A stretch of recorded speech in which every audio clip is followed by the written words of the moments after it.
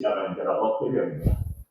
여호와께서 말씀하시되 이는 그들이 내가 그들의 앞에 세운 나의 율법을 내 목소리를 순종하지 않으며 그대로 행하지 않으며 그 마음에 완악하게 따라 그 조상들이 자기에게 가르친 바알들을 따랐습니다. 그러므로 만군의 여호와 이스라엘 하나님께서 이와 같이 말씀하십니다. 내가 그들 또 이 백성에게 술을 먹이며 독한 물을 마시게 하고 그들과 그들의 조상이 알지 못하던 여러 나라 가운데에 그들을 흩어버리고 진멸되기까지 그 뒤로 칼을 보내며 하셨습니다. 만군의 여호와께서 이와 같이 말씀하시되 너희는 잘 생각해보고 독한 부녀를 불러오고 또 사람을 보내 지혜로운 부녀를 불러오고 그들로 빨리 와서 우리를 위하여 애곡하여 우리의 눈에서 눈물이 떨어지게 하며 우리 눈꺼풀에서 물이 쏟아지게 하고 이는 시온에서 통곡하는 소리가 들리기를 우리가 아주 많았구나 우리가 크게 부끄러움을 당하였구나 우리가 그 땅을 떠난 것은 그들이 우리 거처를 두었습니다. 하니라. 부녀들이여 여호와의 말씀을 들으라. 너희 귀에 그 입의 말씀을 듣으라. 너희 딸들에게 애곡하게 하고 앞뒤 이웃에게 슬픈 노래를 가르치라. 무릇 사망이 우리 창문을 통하여 넘어 들어오며 우리 궁지에 들어오며 밖에서는 자녀들을 거리에서는 청년들을 맺더라고 하는다. 너는 이같이 말하라. 여호와의 말씀에 사람의 시체가 분투같이 물에 떨어질 것이며 추수하는 자의 귀에 떨어져 거두지 못한 곡식단같이 되리라 하셨느니라.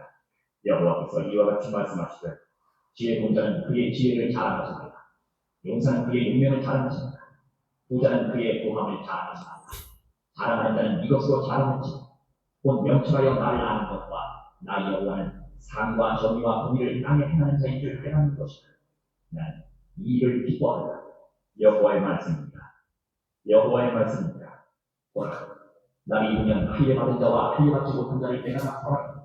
곧 애국과 유다와 에돔과 암몬 자손과 모압과 및 아냐에 살면서 실적을 깎은 자들에게 물은 모든 민족은 할례를 받지 못하였고 이스라엘은 마음의 할례를 받지 못하였느니라 하셨느니라. 네, 9장까지 보았습니다. 기도하고 수요 사경회를 시작하도록 하겠습니다. 하나님 아버지 은혜와 사랑을 감사드립니다. 오늘도 저희들에게 복된 날 주시고 하나님의 은혜 가운데 또 말씀의 자리로 불러 모아 주시니 감사드립니다. 하나님 오늘도 주실 말씀 온전히 사모하고 또 기대하며 나아가오니 하나님 우리에게 말씀하여 주시고 또 성령으로 조명하시고 깨닫게 하여 주시어서 또 깨달은 이 말씀 가지고 늘 승리하며 순종하는 우리 모두가 되어줄 수 있도록 인도하여 주옵소서. 믿고 감사드리며 예수 그리스도의 이름으로 기도드립니다. 아멘. 우리 찬송가 200장 함께 찬양하겠습니다. 달고 묘한 그 말씀 생명의 말씀을 귀한 그 말씀 진실로 생명의 말씀이 나의 길과 믿음 밝히 보여주니 아름답고 귀한 말씀 생명샘이로다. 아름답고 귀한 말씀 생명샘이로다. 귀한 주님의 말씀은 내 노래 되도다. 모든 사람을 살리는 생명의 말씀을 값도 없이 받아 생명길을 가니 아름답고 귀한 말씀 생명샘이로다. 아름답고 귀한 말씀 생명샘이로다. 널리 울리어 퍼지는 생명의 말씀을 마음의 용서와 평안을 골고루 주나니 다만 예수 말씀 듣고 복을 받네. 아름답고 귀한 말씀 생명샘이로다. 아름답고 귀한 말씀 생명샘이로다. 아멘.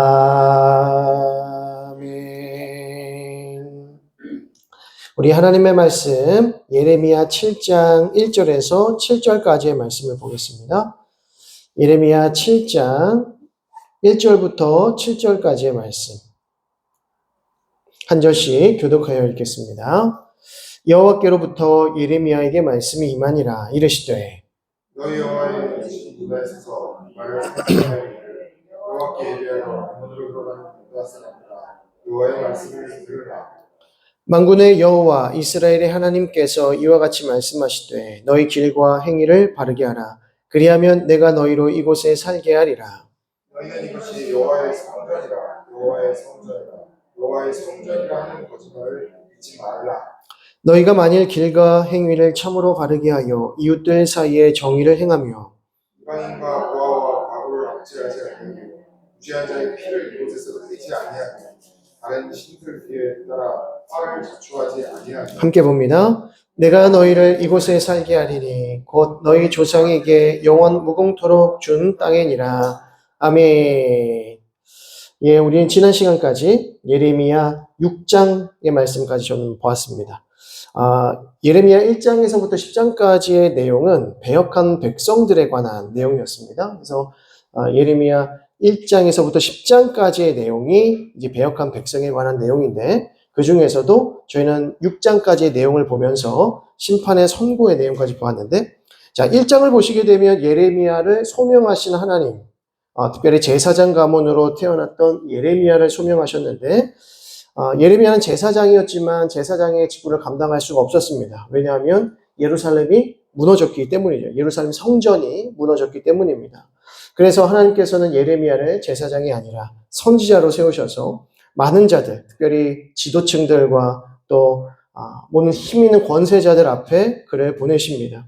그리고 그를 통하여서 이방인들 또 이스라엘 백성들에게 하나님의 심판을 선고하게 하시고요. 또 그들을 다시 돌이켜라, 회개하라 라고 하는 메시지를 끊임없이 주시는 거죠. 그런데 왜 이스라엘 백성들은 결국에 예루살렘 성전이 무너지고 예루살렘 성벽이 무너지고 결국 바벨론 포로로 끌려갈 수밖에 없었는지에 대한 내용이 결국 예레미야 1장에서 10장의 내용입니다. 그들이 배역했기 때문이다. 이스라엘 백성들이 하나님을 떠났기 때문이다. 하나님을 배반했기 때문이다 라고 하는 것입니다. 바로 이것이 심판의 이유라고 하는 것이죠. 예레미야가 소명을 받고 이스라엘 백성들에게 향하여서 이스라엘 지도층들에게 향하여서 하나님의 심판을 선고했을 때 만약에 이스라엘 백성들이 돌이켰다면 어떻게 되었을까라고 우리는 가정해 볼 수 있지만 그들은 돌이키지 않습니다. 왜냐하면 이미 하나님은 심판을 작정하셨기 때문입니다. 하나님께서 심판을 작정하시고 예레미야를 그들에게 보내셔서 하나님의 심판을 계속해서 선포하시는 그 이유가 무엇입니까? 돌이키라는 겁니다. 돌이키라. 근데 돌이키지 않는 것이죠. 근데 돌이키지 않는 이유는 그들이 이미 심판받을 완악함에 관영함에 차 있었기 때문입니다. 아무리 말을 전해줘도 아무리 선지자들 보내어도 그들은 돌이키지 않는 상태, 완악한 상태가 되어버렸기 때문에 이미 심판이 기정사실화되어 있었다는 것이죠. 그러면 왜 예레미야를 보내셨는가? 하나님은 왜 심판하실 그 이스라엘 백성들에게 예레미야를 보내셔서 화를 돋구시는가? 이제 그것 때문에 이스라엘 백성들이 나중에는 예레미야를 죽이려고 합니다. 아니, 그만 좀 얘기해라. 심판 얘기 그만 좀 해라. 우리에게 위로를 주고 또 우리에게 힘을 주고 우리를 응원해줘야 할 선지자가 어찌 우리에게 계속해서 정죄하고 심판을 예고하고 우리에게 슬픔을 안겨다 주느냐, 고통을 주느냐.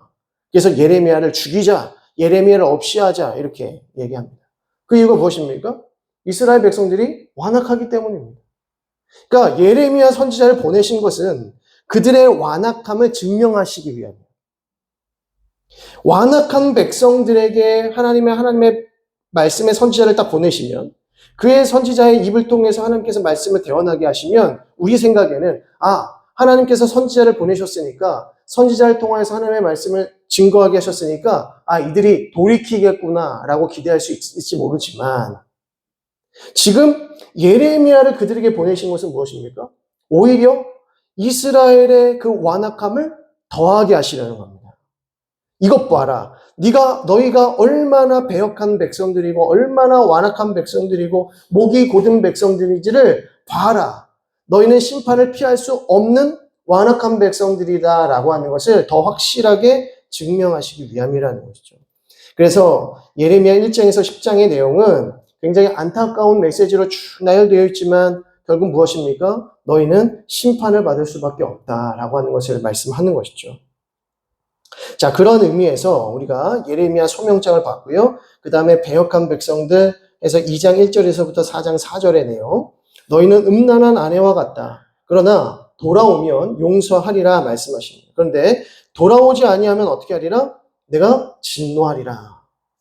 하나님은 분명하게 약속하세요. 너희는 음란한 아내와 같지만 너희가 다시 남편인 나에게로 돌아오면 내가 너희를 용서하리라. 내가 너희를 싸매리라. 내가 너희를 고치리라. 그런데 어떻게 하라? 돌아오지 않으면, 끝까지 돌아오지 않으면 진노의 잔을 마시리라. 심판을 당할 수밖에 없다는 말씀을 하시는 거죠. 자, 그런데 4장 5절과 6장 30절의 말씀을 보면 결국 하나님의 심판은 선고되어지더라는 것입니다. 북방의 대적들을 통하여서 끓는 고기가마, 북쪽에서부터 내려오는 이 끓는 고기가마를 너희는 피할 수 없을 것이다. 예루살렘으로부터 예루살렘 성벽으로 또 야곱의 집으로 유다의 집으로 확대되어지는 하나님의 심판에 대해서 하나님께서 선고하시더라. 그 이유가 무엇인가? 다시 한번 6장의 내용은 무엇을 말씀합니까? 선한 길로 돌이켜라. 6장 16절부터 한번 보시게 되면 6장 17절 말씀. 내가 또 너희 위에 파수꾼을 세웠으니 나팔 소리를 들으라 하나 그들의 대답이 우리는 듣지 않겠노라. 아예 결단을 내리고 다짐을 내리고 결심을 하더라는 겁니다. 또 19절에 땅이여 들으라 내가 이 백성에게 재앙을 내리리니 이것이 그들의 생각의 결과라. 그들이 내 말을 듣지 아니하며 내 율법을 거절하였음이니라 라고 합니다. 내가 파수꾼의 말을 듣지 않겠노라. 그리고 16절 하반부에 보면 그들의 대답이 우리는 그리로 가지 않겠노라. 선한 길로 가라. 하나님께서 기뻐하시는 길로 가라. 근데 나는 그 길을 가지 않겠노라. 이것이 무엇입니까? 배역한 백성들의 완악한 심령이라는 겁니다. 하나님께서 예레미야를 통하여서 아무리 선한 길을 가르쳐 주시고 파수꾼을 통하여서 지금 적군이 쳐들어오고 있으니 준비하라. 만만의 태세를 갖추어라 라고 말을 해도 듣지 않겠노라. 선한 길로 가지 않겠노라. 결단하더라는 것입니다. 이것이 바로 완악한 인간의 죄성이라고 하는 것이죠. 하나님께서 아무리 회개하라 메시지를 주셔도 회개하지 않는 상태가 뭡니까? 죄가 관영한 상태라고 보시면 됩니다. 홍수 심판이 왜 일어났을까? 노아의 홍수 심판이 왜 일어났을까요? 노아가 그 방주를 몇 년 동안 지었습니까? 몇 년 동안 방주를 지었습니까? 수백 년 지었습니다. 1년, 2년, 3년 지은 게 아닙니다. 10년, 20년 지은 게 아닙니다. 수백 년 지었습니다. 수백 년. 그 오랜 시간 동안 이 방주를 짓는데 이 방주를 짓는 노아의 이 행위가 무엇입니까? 하나의 메시지인 거죠. 행위로서의 메시지입니다. 노아를 바라보면서 저 지금 방주를 짓는 노아를 보면서 사람들이 비웃습니다. 조롱합니다. 저 오랜 세월 동안 지금 방주 짓고 있다니. 저 집안은 아주 그냥 방주에 미친 집안이에요. 그래, 저 꼭대기에 배를 만들어가지고 어떻게 하려고, 저거를 어떻게 옮겨가지고, 배를 띄우려고, 어디에 물이 있다고 배를 저기다가 지어가지고. 이것이 무엇입니까? 하나의 상징 행위가 되는 겁니다. 자, 봐라. 하나님의 심판이 가까이 오리라. 그 방주가 점점점 50%, 60%, 70%, 80%, 90%, 100% 가까이 완공되면 완공될수록 사람들의 마음은 어떻게 됩니까? 이거 진짜 무슨 일이 일어나는 거 아니야? 우리가 회개해야 되는 거 아니야? 하나님께 돌아가야 되는 것 아니야? 라고 해야 되는데 뭐라고 합니까? 손가락질 한다는 거예요. 저 노아 저 바보 같은 거. 왜 저 꼭대기에다가 배를 지어? 어떻게 저 배 띄우려고? 그리고 이게 10년, 20년도 아니고 수백 년 동안 저 뭐 하는 짓이야? 그러니까 노아의 이 행위는 한마디로 회개하라고 하는 촉구랑 다름이 없다는 것입니다. 그러니까 하나님께서는 이러한 선지자들을 보내셔서 상징 행위를 통해서 돌이키라, 돌이키라, 돌아오라 라고 말씀하시더라는 거죠. 그런데 완악한 백성들은 뭐합니까? 결코 돌이키지 않는다. 오히려 메신저들을, 하나님의 사자들을, 하나님의 선지자들을 조롱하고 핍박하고 죽이더라는 겁니다. 이게 완악한 백성들, 심판당할 백성들의 모습이고 증거입니다. 소돔과 고모라 땅에 내가 50인의 의인만 있으면 구원하리라. 아니 45인, 40인, 30인, 20인, 아니 10명만 있어도 소돔과 고모라 땅을 내가 보호하리라 하셨어요. 그런데 결국 소돔과 고모라는 무너집니다. 그 이유가 무엇입니까? 아무리 아브라함을 통하여서 그들에게 심판을 선고해도 돌이키지 않는 거예요. 절대 돌이키지 않는 거예요. 내가 돌이키나 봐라. 내가 파수꾼의 소리를 내가 듣나 봐라. 이게 완악한 백성들의 모습이라는 것이죠. 그러니까 하나님께서 어찌 심판하지 않으실 수 있겠는가? 이것이 1장부터 10장까지 내용입니다. 자, 특별히 오늘 지난주에 다루지 못했던 7장에서 10장의 내용을 좀 보려고 하는데 지금 이 저희 강의안을 보시게 되면 굉장히 짧은 칸이에요. 그렇죠? 굉장히 짧은 칸에 7장부터 10장까지 내용이 있습니다. 그런데 지금 제가 이 기록한 요기가 7장부터 10장까지 내용입니다.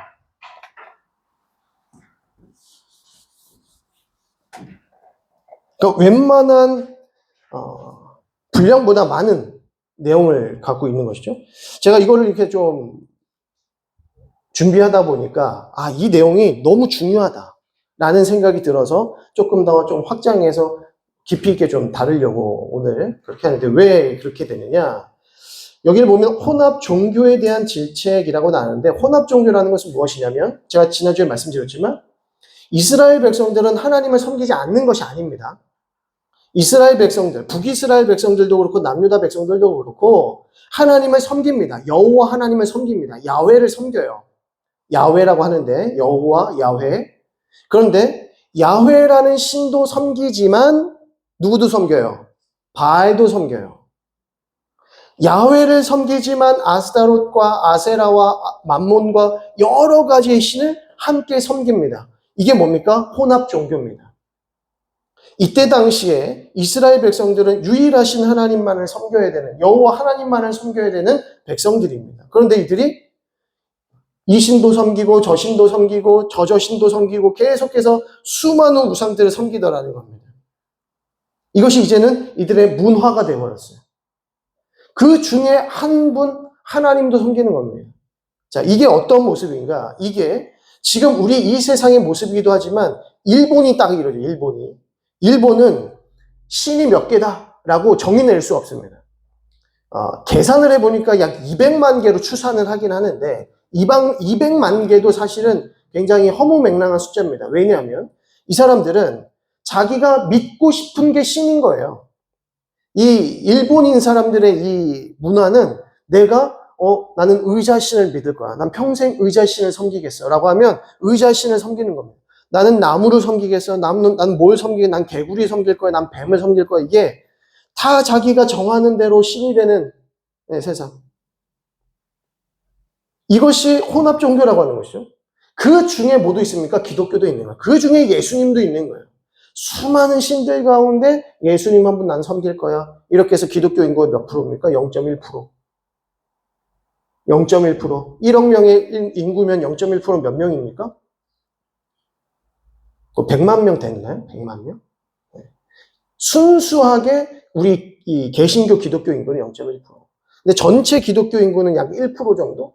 이게 99%는 다른 종교, 1%만은 기독교인데 이 기독교는 로마 카톨릭도 속해 있고요. 이단도 속해 있고 개신교도 속해 있고 여러 가지 모든 예수님을 논하는 모든 기독교 인구들이 1%, 그중에 우리 개신교 인구는 0.1% 이렇게 된다. 99%면 순금이 몇 프로입니까? 순금이 99%만 있으면 순금입니다. 순금. 그 일본은 기독교 인구가 1%면 예수님 믿는 사람은 없다는 거예요. 완전히 혼합 종교라는 겁니다. 그러니까 혼합 종교는 뭐다? 하나님을 섬기지만 하나님이 전부가 아니에요. 일부인 거죠. 자, 하나님을 일부로 섬기는 백성들. 이것이 이스라엘 백성들의 모습이었다는 것입니다. 그래서 7장에서부터 10장까지의 내용을 보게 되면 영적으로 이스라엘 백성들이 영적으로 하나님께 심판을 받을 수밖에 없는 그 본질적인 이유에 대해서 매우 자세하게 나타나 있기 때문에 사실은 우리가 이 7장에서부터 10장까지의 내용만 잘 이해하셔도 예레미야 전체의 메시지를 거의 90% 이상 잡아내실 수 있는 겁니다. 그래서 이 내용들을 조금 자세하게 오늘은 좀 살펴보고 마치도록 하겠습니다. 자, 7장 1절의 말씀을 보겠습니다. 7장 1절을 보시면 여호와께로부터 예레미야에게 말씀이 임하니라 이르시되 너는 여호와의 집 문에 서서 이 말을 선포하여 이르기를 여호와께 예배하러 이 문으로 들어가는 유다 사람들아 여호와의 말씀을 들으라 라고 합니다. 지금 예레미야가 어디에 서 있습니까? 성전 문 앞에 딱 서 있습니다. 성전 문 앞에 딱 서서 예배하러 기도하러 성전으로 들어오는 모든 유다 사람들에게, 유다 백성들에게 선포하라는 것입니다. 자, 여기서 보면 유다 사람들, 이스라엘 백성들이 지금 어디로 올라가요? 성전 올라갑니다. 성전이 어디입니까? 하나님의 거하시는 곳, 하나님의 집, 여호와의 집이라고 얘기 나와 있잖아요. 그러니까 성전은 하나님의 집입니다. 하나님의 집으로 하나님을 예배하러 가는 유다 백성들에게 얘기하는 거예요, 지금. 다른 이방신들에게 우상 숭배하러 가는 사람들에게 말하신 게 아니라 지금 성전에 올라가고 있는 유다 사람들에게 말하라는 겁니다. 이건 뭡니까? 하나님을 섬기고자 하는 자들에게 그 마음 가운데 하나님의 존재를 어느 정도 받아들이고 있는 자들에게 하나님을 믿고자 하는 자들에게 지금 선포하라는 겁니다. 자, 거기서 4절을 보시면 너희는 이것이 여호와의 성전이라 여호와의 성전이라 여호와의 성전이라 하는 거짓말을 믿지 말라.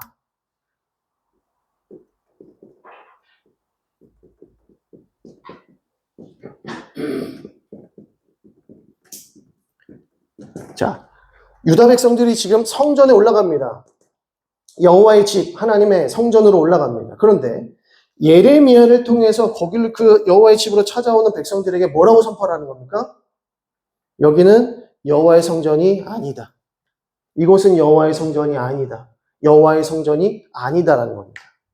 이곳이 여호와의 성전이다, 여호와의 성전이다, 여호와의 성전이다라고 말하는 자들의 거짓말을 믿지 마라. 이렇게 예레미야가 지금 성문 앞에 서가지고 그 말씀을 전하는 겁니다.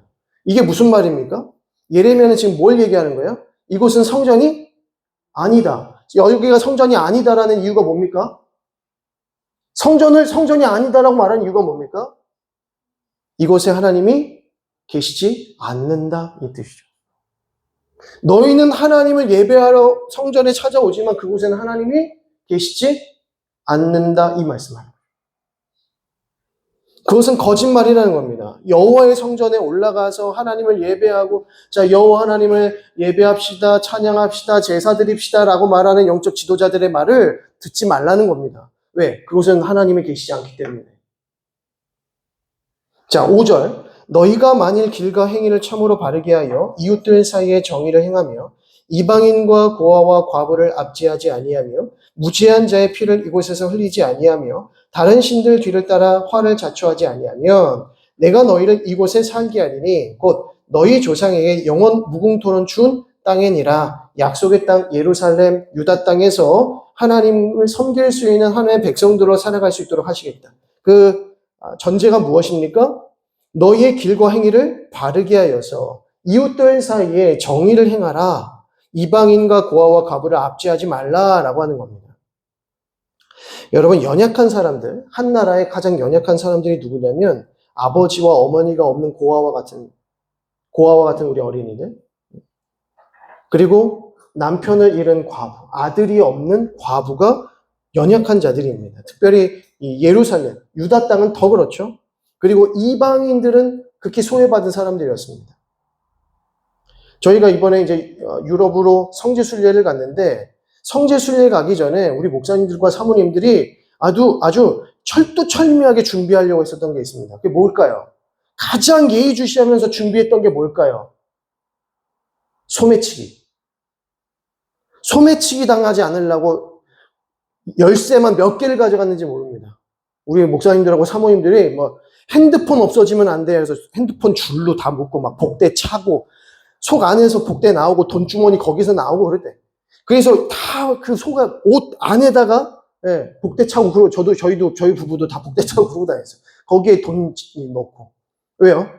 소매치기가 너무 많다고 하니까. 그게 제일 무서운 거예요. 소매치기가 제일 무서워. 예. 이제 당연히 아무런 문제가 없었지만.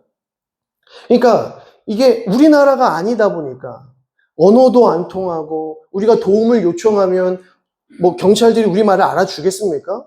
뭐 소매치기 잡아주겠습니까? 못 잡아줘요. 다 빼앗기는 거랍니다. 그러면 우리는 우리 스스로 잘 지키는 수밖에 없다는 거예요. 근데 와가지고 뜯어가는 걸 어떻게 막습니까? 그러니까 뭐야? 철저하게 약자의 입장이 될 수밖에 없다는 거죠. 만약에 우리나라였어 봐요. 그러면 우리는 철저하게 우리의 권리와 우리의 모든 그 안전들을 우리 스스로 보호할 수 있고 경찰이나 이런 부분들에서 도움을 요청할 수 있지 않습니까? 근데 이방인들은 그럴 수 없다는 거예요. 그러니까 이러한 연약한 자들, 보호를 받을 수 없는 자들에게 보호를 주고 그들에게 권리를 부여해주고 그들에게 살 수 있도록 해주는 것이 무엇이다? 정의이다. 그래서 그것이 하나님을 사랑하는 삶이다 라고 하는 것이죠. 이러한 삶을 살지 못하는 그 이유가 무엇이다? 하나님을 사랑하지 않기 때문입니다.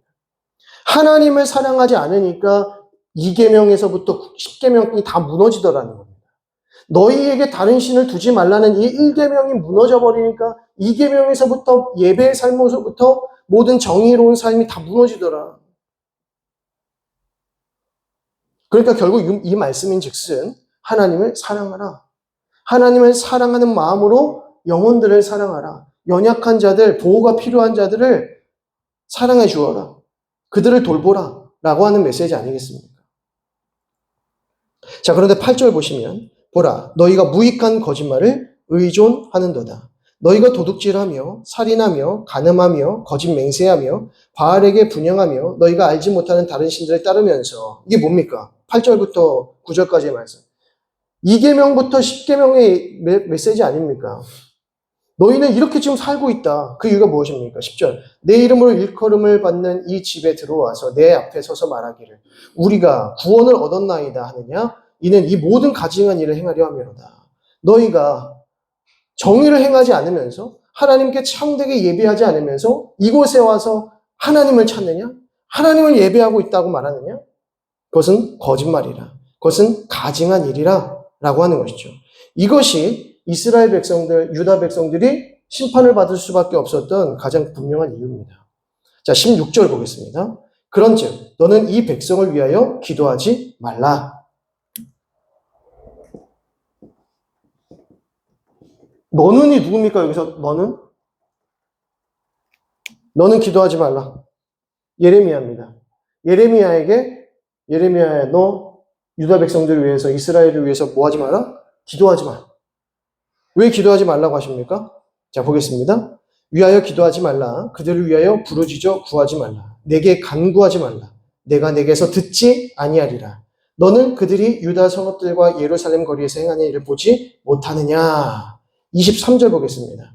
오직 내가 이것을 그들에게 명령하여 이르기를 너희는 내 목소리를 들으라. 그리하면 나는 너희의 하나님이 되겠고 너희는 내 백성이 되리라. 너희는 내가 명령한 모든 길로 걸어가라. 그리하면 복을 받으리라 하였으나 그들이 순종하지 아니하며 귀를 기울이지도 아니하고 자신들의 악한 마음에 꾀와 완악한 대로 행하여 그 등을 내게로 돌리고 그 얼굴을 향하지 아니하였으며. 자, 보십시오. 25절 별표 치셔야 됩니다.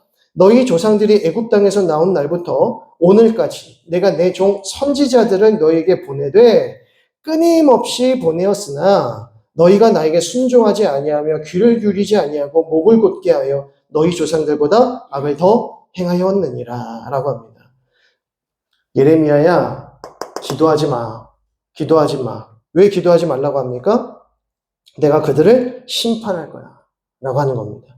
내가 그들을 심판할 거야. 그리고 그들은 어떤 백성이다? 언약을 지키지 않는 백성이다.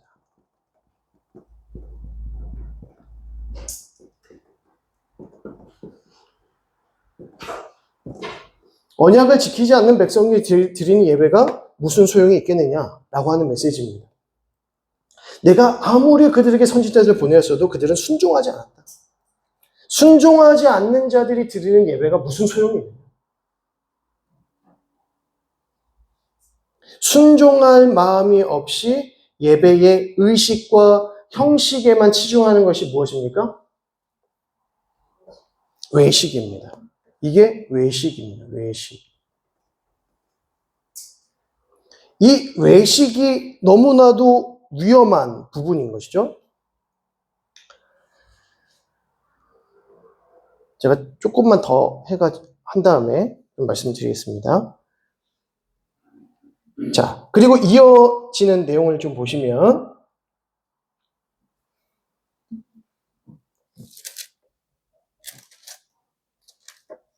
34절 보겠습니다. 7장 34절. 7장 34절에 그때에 내가 유다 성읍들과 예루살렘 거리에 기뻐하는 소리, 즐거워하는 소리, 신랑의 소리, 신부의 소리가 끊어지게 하리니 땅이 황폐하리라 라고 합니다. 자, 여기서 땅이 황폐하리라.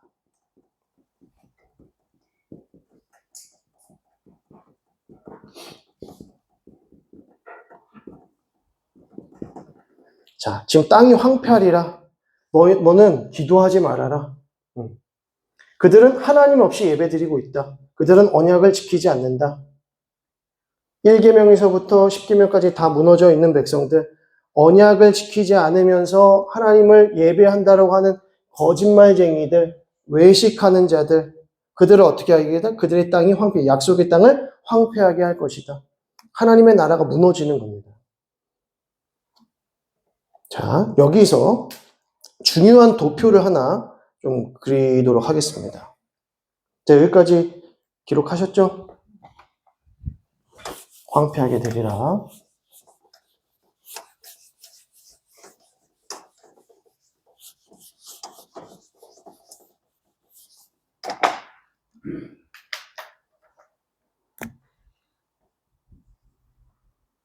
자, 도표를 그리면 하나님 사랑의 위로는 하나님 사랑, 아래로는 수평으로는 이웃 사랑. 자, 여기는 이웃 사랑을 하고 하나님 사랑을 하는 쪽입니다. 이쪽은 뭡니까? 이제 플러스겠고 이웃 사랑하지 않는 거죠. 그리고 이쪽은요 하나님 사랑하지 않는 겁니다. 이 밑에는 하나님 사랑하지 않고 이쪽은 이웃 사랑하지 않는 쪽이에요. 자, 하나님 사랑과 이웃 사랑의 삶을 살아가고 있는 사람들 뭐라고 합니까? 이게 뭡니까? 하나님 사랑과 이웃 사랑. 이게 경건입니다. 경건. 이러한 자들이 누구다? 성도다라고 부릅니다. 성도. 하나님의 백성들, 거룩한 무리, 경건한 자들. 그러니까 경건한 자들이라는 것은 하나님을 섬기고 이웃을 사랑하는 자들입니다. 이웃을 돌보는 자, 연약한 자들을 돌보는 자들이 경건한 자들. 그래서 신약 시대에도 경건했다라고 하는 표현을 쓰고 있는 그런 평가를 받고 있는 사람들이 등장하지 않았습니까? 그것은 하나님을 사랑하고 이웃을 사랑하는 자들이었다는 거죠. 자, 그러면 그 반대에 있는 사람들, 하나님도 사랑하지 않고 이웃도 사랑하지 않는 자들, 누굽니까? 이 사람들 불신자라고 하죠. 불신자. 하나님도 사랑하지 않고 이웃도 사랑하지 않아요. 그런데 그러면 하나님도 사랑하지 않고 이웃도 사랑하지 않는 건 어떤 삶을 사는 겁니까? 나만을 사랑하는 사람이죠. 나만을. 그러니까 나 중심의 사랑. 그러면 하나님 사랑과 이웃 사랑의 삶은 누구 중심의 사람입니까? 하나님 중심.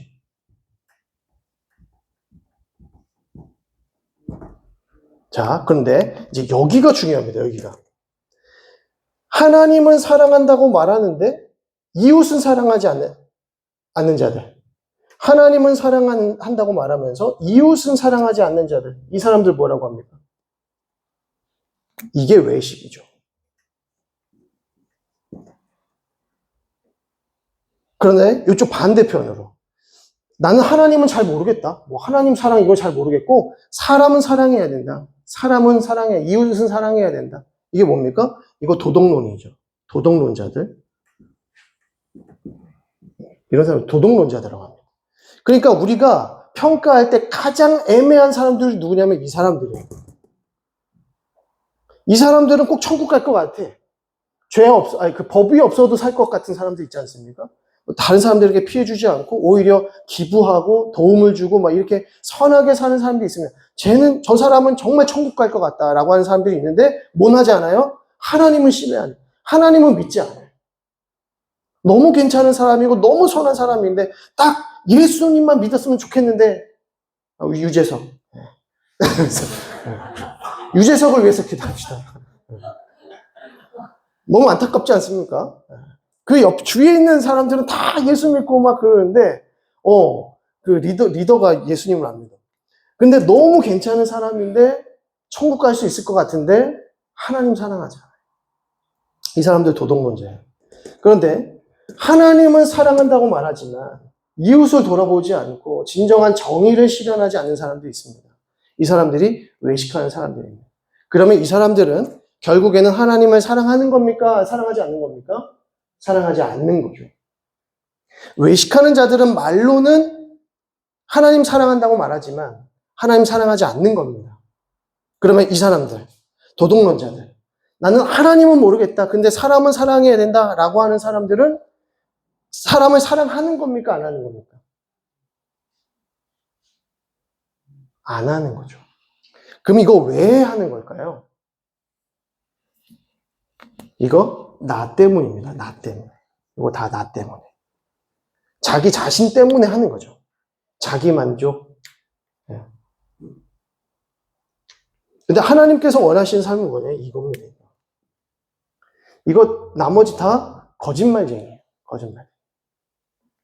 그러니까 우리가 추구해야 할 인생은 무엇이냐면 하나님을 사랑한다고 말하지만 이웃을 사랑하지 않는 삶, 그러한 외식하는 삶을 살아서도 안 되고 또 하나님을 이웃들한테는 열심히 합니다. 열심히 하지만 또 선도 행하지만 열심히 살아가지만 정작 하나님을 알지 못하고 하나님의 뜻대로 살지 아니하고 자기 멋대로 사는 삶도 안 된다는 게 나중심의 삶이라는 거죠.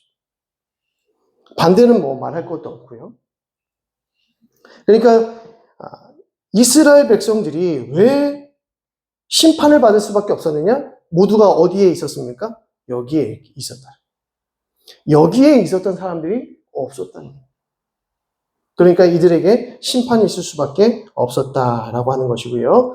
자, 이제 두 번째 단락으로 넘어갑니다. 불순종과 심판에 관한 부분들. 8장 4절에서부터 내용인데요. 한번 보겠습니다. 8장 4절 보시면 너는 또 그들에게 말하기를 여호와의 말씀에 사람이 엎드러지면 어찌 일어나지 아니하겠으며 사람이 떠나갔으면 어찌 돌아오지 아니하겠느냐. 이 예루살렘 백성이 항상 나를 떠나 물러가면 어찌함이냐. 그들이 거짓을 고집하고 돌아오기를 거절하도다. 내가 귀를 기울여 들은즉 그들이 정직을 말하지 아니하며 그들의 악을 뉘우쳐서 내가 행한 것이 무엇인고 말하는 자가 없고 전쟁터로 향하여 달리는 말같이 각각 그 길로 행하도다라고 합니다. 그러니까 4절의 말씀처럼 어떤 사람이 넘어지게 되면 일어나지 않겠느냐. 어떤 사람이 떠나갔으면 다시 돌아오지 않겠느냐. 근데 이스라엘 백성들, 예루살렘 백성들은 어떻게 하는 겁니까? 넘어졌는데 안 일어나더라는 겁니다. 떠나갔는데 돌아오지 않더라는 겁니다. 이게 어찌 됨인고? 도대체 이게 무슨 일인고? 자, 그런데 7절 말씀 별표 치셔야 됩니다. 공중의 학은 그 정한 시기를 알고 산비둘기와 제비와 두루미는 그들이 올 때를 지키거늘 내 백성은 여호와의 규례를 알지 못하도다. 돌아오지 않더라. 일어서지 않더라라는 겁니다. 그러면서 9절 말씀. 지혜롭다 하는 자들은 부끄러움을 당하며 두려워 떨다가 잡히리라 보라. 그들이 여호와의 말을 버렸으니 그들에게 무슨 지혜가 있으랴라고 합니다. 그들은 하나님의 말씀을 버렸기 때문에 하나님께 돌아올 수가 없다는 겁니다. 길을 잃어버렸다는 것이죠. 자, 그러면서 11절에 그들이 딸 내 백성의 상처를 가볍게 여기면서 말하기를 평강하다 평강하다 하나 평강이 없도다라고 합니다. 그들이 누굽니까? 그들. 10절을 보시게 되면 그들이 나타나는데 그들은 누구냐면 그러므로 내가 그들의 아내를 타인에게 주겠고 그들의 밭을 그 차지할 자들의 주리니 그들은 가장 작은 자로부터 큰 자까지 다 욕심내며 선지자로부터 제사장까지 다 거짓을 행합니다. 누굽니까? 작은 자에서부터 큰 자까지 선지자로부터 제사장까지 모두가 다 거짓을 행한다. 그들이 말하기를 평강하다 하지만 평강이 없도다라고 하는 말입니다. 그러니까 모든 사람들이 우리는 평강하게 지낼 수 있고 평강이 우리가 있고 하나님이 우리와 함께 하신다라고 말하지만 그것은 다 뭐다? 거짓말이다. 자, 13절 보겠습니다. 13절에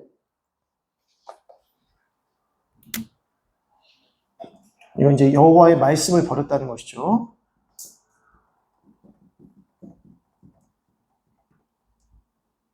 자, 13절부터 보시게 되면 여호와의 말씀이니라 내가 그들을 진멸하리니 포도나무에 포도가 없을 것이며 무화과 나무에 무화과가 없을 것이며 그 잎사귀가 마를 것이라 내가 그들에게 준 것이 없어지리라 하셨나니 라고 합니다. 이것은 결국 그들에게 임박한 심판, 이제 열매가 맺히지 않을 것이다. 무화과 나무에 무화과가 나지 않을 것이다. 포도나무에 포도가 나지 않을 것이다. 그 잎사귀가 곧 다 마르게 될 것이다. 이것은 임박한 심판에 대한 메시지인 것이죠. 그러면서 17절 보겠습니다. 여호와의 말씀이니라 내가 술법으로도 제어할 수 없는 뱀과 독사를 너희 가운데 보내리니 그것들이 너희를 물리라 하시더라. 자, 술법으로도 제어할 수 없는 뱀과 독사가 누굽니까? 바벨론입니다. 바벨론이 곧 너희들에게 임할 것이다. 이 메시지입니다. 자, 그러면서 18절 보면 이제 애가가 나오죠. 애가라고 하는 것은 선지자의 탄식이라고 부르는데 저번 주에도 말씀을 드렸지만 선지자의 탄식인데 이게 선지자의 탄식이고 선지자의 눈물인지 하나님의 탄식이자 하나님의 눈물인지 이게 비교가 잘 안 된다는 겁니다. 자, 18절에 슬프다 나의 근심이여 어떻게 위로를 받을 수 있을까? 내 마음이 병들었도다. 여기서 슬프다 누굴까요? 선지자인 것 같은데 99절을 보니까 딸, 내 백성의 심히 먼 땅에서 부르짖는 소리로다. 여호와께서 시온에 계시지 아니하는가? 그의 왕이 그 가운데 계시지 아니하는가? 그들이 어찌하여 그 조각한 신상과 이방의 헛된 것들로 나를 격노하게 하는고 하시니. 이거 꼭 하나님의 메시지일 것 같다는 거죠. 그러니까 이게 하나님께서 지금 그들은 심판을 받을 수밖에 없다. 그들에게 술법으로도 제어할 수 없는 뱀과 독사를 보낼 것이다. 작정하신 하나님의 진노와 심판을 하나님께서 예레미야를 통해서 말씀하시는데 하나님께서 동시에 뭐라고 하십니까? 슬프다. 이게 핵심이에요. 슬프다. 그러니까 하나님께서는 심판을 주실 수밖에 없는 그러한 어떤 인간의 완악함, 인간의 그 죄성에 대해서 심히 안타까워하시고 슬퍼하시고 고통하신다는 겁니다. 내 마음이 병들었도다라고 말씀합니다. 그러니까 심판을 내리실 수밖에 없는 하나님의 성품. 그리고 심판을 피할 수 없는 이스라엘의 완악함. 이것을 이제 발견할 수가 있게 되는 것이죠. 자, 그 다음에 이어서 이제 9장으로 넘어가게 되면 9장 3절의 말씀을 보시겠습니다. 9장 3절에 여호와의 말씀이니라 그들이 화를 당긴 같이 그들의 혀를 놀려 거짓을 말하며 그들이 이 땅에서 강성하나 진실하지 아니하고 악에서 악으로 진행하며 또 나를 알지 못하느니라.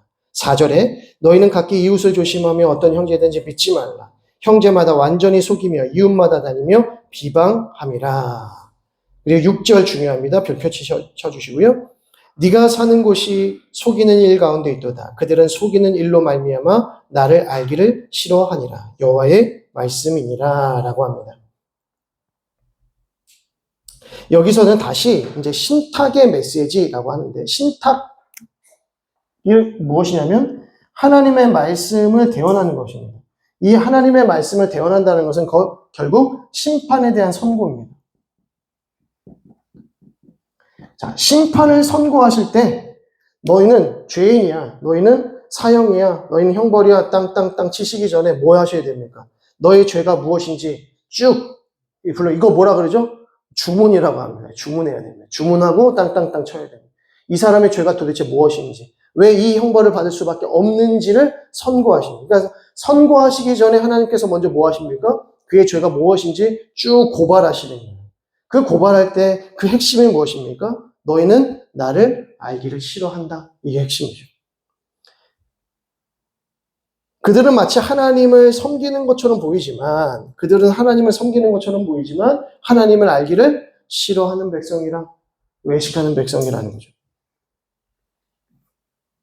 자, 그러면서 다시 한번 심판의 이유에 대해서 9장 12절과 16절을 이렇게 말씀합니다. 자, 9장 12절의 말씀. 지혜가 있어서 이 일을 깨달을 만한 자가 누구며 여호와의 입의 말씀을 받아서 선포할 자가 누구인고? 질문하시는 거죠. 도대체 누가 지혜가 있어서, 여기서 지혜는 무엇일까요?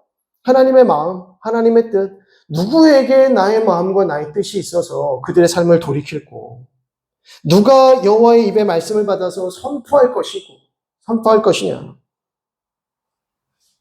14절 말씀. 그 마음의 완악함을 따라 그 조상들이 자기에게 가르친 바알을 따랐습니다.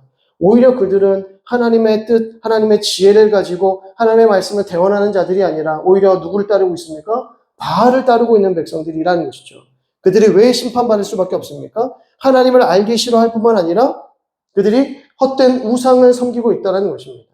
자, 여기서 이제 하나님께서는 질문을 하시고 질의응답, 심판을 받을 수밖에 없는 이유, 우상 숭배.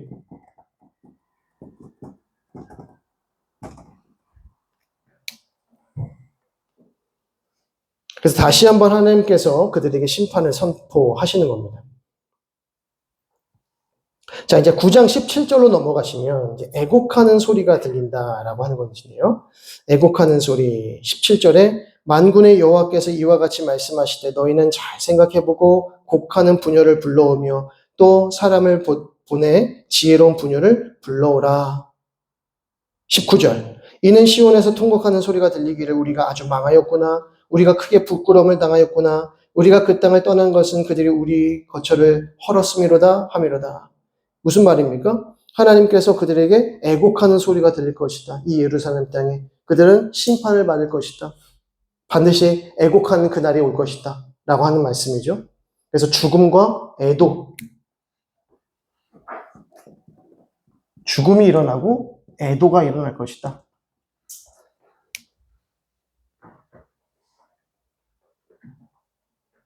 자, 그리고 나서 이제 23절로 넘어가시면 9장 23절에 여호와께서 이와 같이 말씀하시되 지혜로운 자는 그의 지혜를 자랑하지 말라.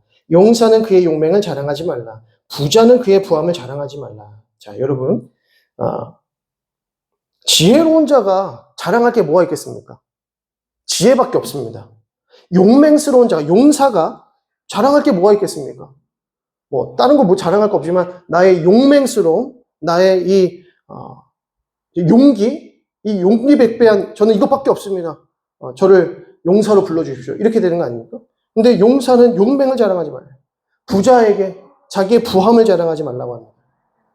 자랑하는 자는 이것으로 자랑할지니 곧 명철하여 나를 아는 것과 나 여호와는 사랑과 정의와 공의를 땅에 행하는 자인 줄 깨닫는 것이라. 나는 이 일을 기뻐하노라 여호와의 말씀이니라. 하나님께서 무엇을 자랑하라고 말씀하십니까? 하나님을 아는 것을 자랑하라 이렇게 말씀하십니다. 자, 이스라엘 백성들, 지금 유다 백성들에게 너의 지혜를 자랑하지 말고 용맹을 자랑하지 말고 너의 부함을 자랑하지 말라. 그것은 다 헛된 것이다. 지금 이러한 상황 속에서 이러한 완악한 시대 속에서 너희의 지혜와 너희의 용맹과 너희의 부함이 무슨 소용이냐? 지금 너희가 진정으로 자랑할 수 있는 것이 있다면 그것은 무엇이다? 하나님을 아는 지식이다라는 겁니다. 하나님의 마음을 깨닫는 것. 그것이 지금 하나님이 가장 기뻐하시는 일이라는 겁니다. 그런데 지금 이스라엘 백성들에게는 무엇이 없습니까? 하나님을 아는 지식이 없다는 겁니다. 성전, 하나님이 계시지 않는 성전에 가서 이곳이 하나님의 성전이다, 하나님의 성전이다, 하나님이 우리의 예배를 받으신다라고 거짓말하더라는 겁니다. 우리는 평강하다, 평강하다, 평강하다. 평강이 없는 삶 속에서 거짓말하고 있다는 것입니다. 하나님을 아는 지혜가 있는 자들이 없다는 거죠. 누가 지혜가 있어서, 누가 하나님의 말씀을 대언하고, 누가 예언하고, 누가 하나님을 전파하고. 하나님께서 기뻐하시는 것은 하나님을 아는 것이라고 말씀하시는 거죠. 그것이 유일한 참된 자랑이라고 하는 것입니다. 자, 그래서 참된 자랑은 하나님을 아는 것.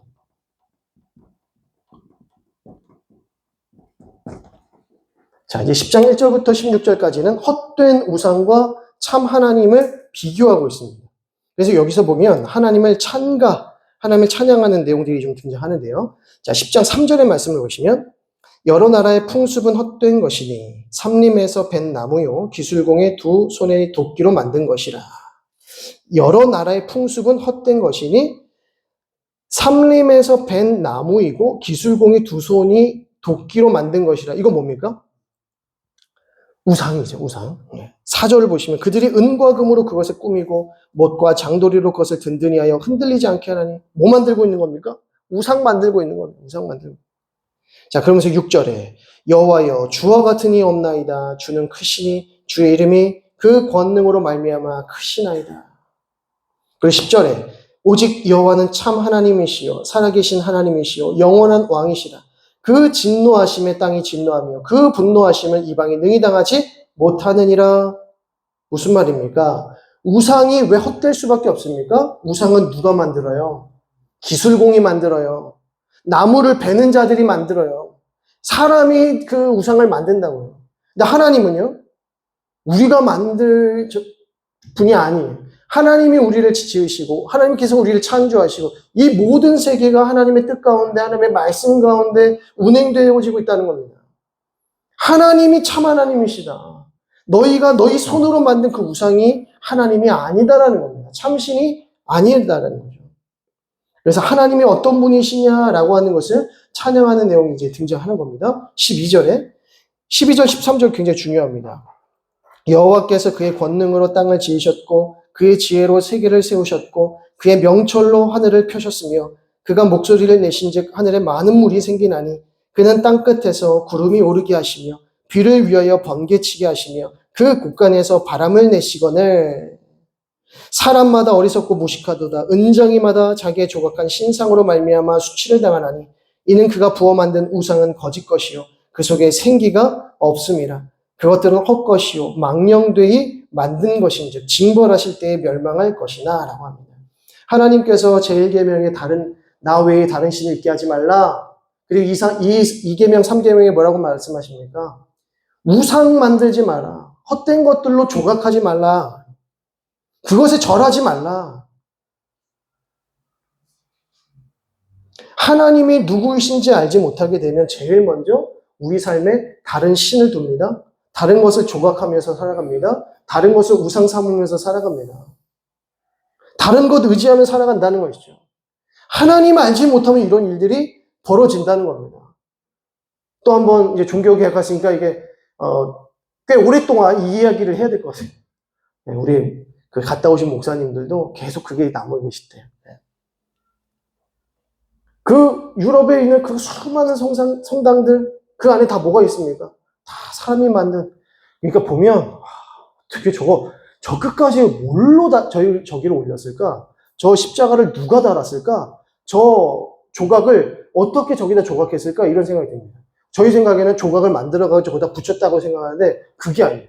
만든 그 공법을 듣는데 돌을 그 위에서 깎았대요. 조각을 했대요. 조각해서 붙인 게 아니라 돌을 먼저 큰 돌을 붙여서 그것을 조각을 해야 된답니다. 안 그러면 어떻게 돼요? 조각이 떨어지니까. 무거워서 조각이 떨어지니까 거기에 있는 그걸 통째로 조각을 해가지고 만든 거래요. 그러니까 멀리서 보면은 와 조각 장식을 잘 붙였네 이렇게 하지만 그게 아니라요. 일일이 그 위에서 다 조각을 한 거예요. 누가 올라가가지고. 그러니까 어떤 거는 성당을 100년 짓습니다. 막 150년 지어요. 예. 그러니까 그렇게 수많은 사람들이 가서 이렇게 보는 거죠. 관광하는 거죠. 근데 가만히 보면 화려하면 화려할수록 그 가운데 뭐가 없습니까? 말씀이 없다는 것을 알 수 있습니다. 말씀이 있는 그 교회들은 보면 성상이 없어요. 그림들이 없어요. 그냥 의자, 그리고 설교단. 그러니까 하나님의 말씀만이 선포되어지는 곳. 그곳이 참된 교회다라는 거죠. 그러니까 말씀이 없으면 사람들은 이렇게 살아갈 수밖에 없다라고 하는 것입니다. 이때 헛된 우상, 참 하나님에 대한 비교를 하고 있고요. 그리고 마지막으로 17절에서부터 25절까지의 내용을 보시면 고통받는 백성들의 탄식의 소리가 이제 나타나게 됩니다. 그래서 19절을 보시겠습니다. 10장 19절의 말씀 보시면 슬프다 내 상처여 내가 중상을 당하였도다. 그러나 내가 말하노라 이는 참으로 고난이라. 내가 참아야 하리로다. 라고 하며 백성들이 고통을 당할 것이다. 그러면서 24절에 여호와여 나를 징계하옵시되 너그러이 하시고 진노로 하지 마옵소서. 주께서 내가 없어지게 하실까 두려워하나이다. 라고 부르짖습니다. 이거는 23절과 25절은 예레미야의 기도입니다. 23절과 25절은 예레미야의 기도.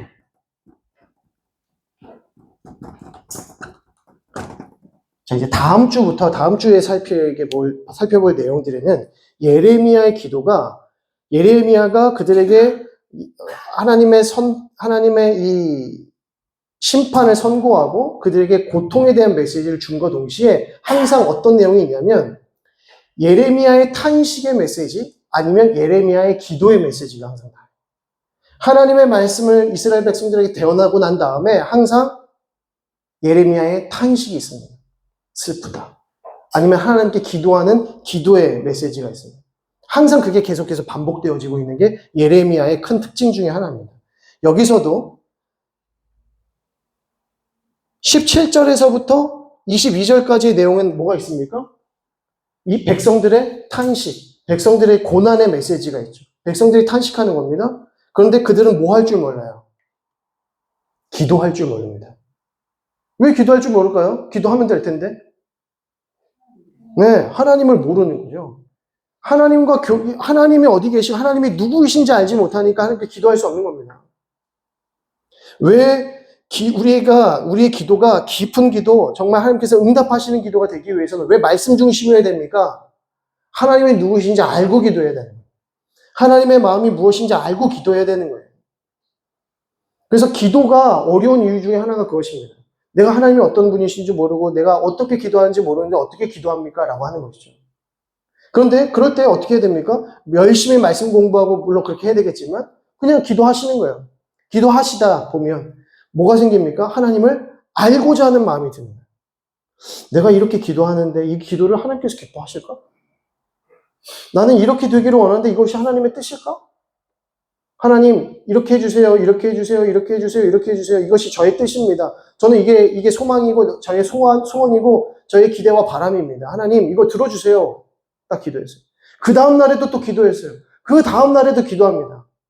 근데 어떻게 됩니까? 응답이 일어나지 않아요. 그러면 어떻게 우리가 갑자기 기도하게 돼요? 하나님 이거 기도 하나님께서 응답하실 생각이 전혀 없으시던지 아니면 뭔가 내가 잘못 기도하고 있는 것 아닌가 라는 생각이 드는 거죠. 그러니까 내 안에 말씀이 혹 없다고 할지라도 우린 뭐 해야 됩니까? 기도해야 됩니다. 기도하다 보면 하나님의 말씀 앞으로 나아가고자 하는 열망이 생기더라는 거예요. 왜? 하나님께서 그렇게 하시니까요. 우리가 기도하면 하나님께서 바른 길로 우리를 인도하시니까요. 하나님께서 인도하시는 그 바른 길이라는 것은 무엇이냐면 나의 그 기도와 나의 기도 제목이 응답하는 그 방법을 알려주시는 것이 아니라 하나님의 마음이 무엇인지를 알려주시는 겁니다. 응답받는 기도, 하나님의 뜻이 이루어지는 기도를 우리가 할 수 있도록 하나님께서 도우시는 거죠. 그러니까 먼저 무엇 해야 됩니까? 기도하셔야 됩니다. 만약에 말씀이 조금 부족하다고 해도 먼저 기도하시면 하나님께서 우리를 그 말씀의 자리로 인도하시고 말씀을 깨닫게 하시고 말씀을 사모하게 하시고 이 감격적인 마음 가지고 뭐 하고 싶어져요? 우리가 말씀 읽다가 너무 은혜 받았어요. 그럼 뭐 하고 싶어지세요? 기도하고 싶어진다. 너무 은혜 받잖아요. 그럼 기도하고 싶어져요. 하나님. 제가 너무 큰 은혜 받았는데 하나님 이 은혜가 끊이지 않고 나의 삶에 운영되었으면 좋겠습니다. 이 기쁨이 사라지지 않았으면 좋겠습니다. 이 간절함이 계속해서 우리에게 긍정적인 방향으로 이끌어주는 겁니다. 그러니까 할 줄 몰라도 기도해야 되고요. 내가 말씀을 알지 못해도 기도해야 됩니다. 그러면 하나님께서 우리를 깨닫게 하시니까. 그런데 기도할 줄을 모르는 겁니다. 하나님의 마음도 모르고 기도할 줄도 모르니까. 더 하나님에 대해서 무관심하고 알기를 싫어하는 거죠. 하나님을 알기 싫어하니까 기도하지 않습니다. 내가 하나님을 너무 알고 싶고, 내가 성장하고 싶고, 성숙하고 싶고, 회복하고 싶고, 부흥했으면 좋겠습니다, 하나님. 근데 기도는 안 해요. 이것처럼 아이러니가 없습니다. 이것처럼 모순이 없습니다. 우리가 부흥을 소망하고, 부흥을 간절히 바란다? 그러면 그 무엇보다 우리는 기도해야 돼요. 기도하면 우리가 살아나기 때문이에요. 그래서 이 예레미야의 말씀을 이렇게 묵상하다 보면 계속해서 예레미야가 탄식하고 눈물 흘리고 기도하고, 또 하나님께서는 신탁하셔서 그들에게 심판의 메시지를 주시지만 이스라엘 백성들은 깨닫지 못하고 외식하고 교만하여서 계속해서 악한 길로 갈 수밖에 없는, 이 사람들은 그냥 심판 받아야 될 사람들이에요. 근데 예레미야는 계속해서 그 심판의 메시지 전파합니다. 돌이키지 않을 백성들에게 계속 그 말씀을 전파해요. 이것처럼 힘든 사역이 어디 있겠습니까? 변하지 않는 성도들에게 메시지를 계속 전달한다는 것처럼 힘든 이 목양 사역이 어디 있겠습니까? 근데 예레미야는 눈물을 머금고 그 일을 한다는 거죠. 왜냐하면 하나님께서 그것이 하나님의 마음이기 때문입니다. 그래서 이 7장에서부터 10장의 이 내용을 잘 묵상하시다 보면 예레미야의 말씀이 이렇게 흘러가고 있다는 것을 이해하실 수 있을 겁니다. 기도하겠습니다. 하나님 아버지 은혜와 사랑을 감사드립니다. 오늘도 저희들을 사랑하시고 귀한 이 예레미야의 말씀을 통하여서 하나님의 마음을 깨닫고 또 하나님을 기쁘시게 하는 경건한 삶이 무엇인지 깨달을 수 있도록 인도하시니 감사합니다. 하나님, 우리의 삶 가운데 제1계명이 무너지지 아니하도록 인도하여 주옵소서. 그래서 2계명에서부터 10계명에 이르기까지 오직 하나님의 영광을 위한 삶을 살아갈 수 있도록 인도하여 주시고 경건한 삶을 살아갈 수 있도록 인도하여 주시어서 하나님을 기쁘시게 하는 복된 인생 되게 하여 주옵소서. 외식하지 않게 하여 주시고 교만하지 않게 하여 주시고 하나님을 모른다 하지 않게 하시고 하나님을 알기 싫다 말하지 않도록 인도하여 주시어서 날마다 하나님을 사랑하며 하나님에 대한 지식이 풍성하여져서 우리의 영혼이 회복되어지고 소성케 되어지며 우리 교회가 부흥하고 성장하는 놀라운 역사 임하게 하여 주옵소서. 믿고 감사드리며 예수 그리스도 이름으로 기도드립니다. 아멘. 하늘에 계신 우리 아버지여, 이름이 거룩히 여김을 받으시오며 나라의 임하옵시며 뜻이 하늘에서 이룬 것 같이 땅에서도 이루어지이다. 오늘날 우리에게 일용할 양식을 주옵시고 우리가 우리에게 죄 지은 자를 사하여 준 것 같이 우리 죄를 사하여 주옵시고 우리를 시험에 들게 하지 마옵시고 다만 악에서 구하옵소서. 대개 나라와 권세와 영광이 아버지께 영원히 있사옵나이다. 아멘. 자, 우리 주위에 계신 분들에게 감사합니다. 수고하셨습니다. 인사하시겠습니다.